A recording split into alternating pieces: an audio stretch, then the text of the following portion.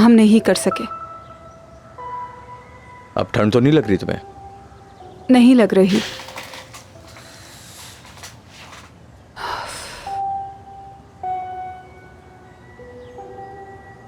अगर ये तुम्हारी जिंदगी का आखिरी दिन होता तो तुम क्या चाहते?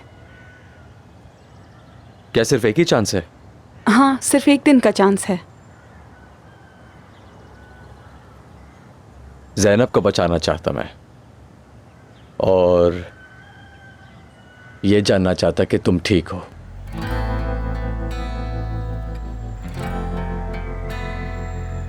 और तुम? अच्छा, अगर तुमने ज़ैनब को बचा लिया तो इसका मतलब है मैं आजाद हूं। बिल्कुल।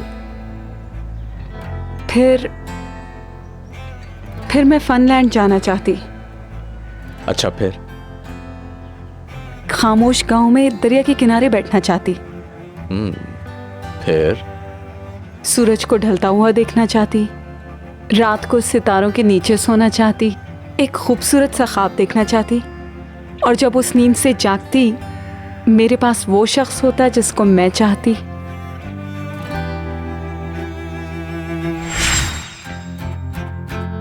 I love you.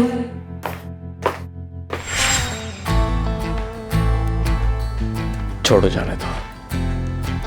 क्या हुआ? हाँ, नहीं नहीं, कुछ भी नहीं, कुछ भी नहीं हुआ है।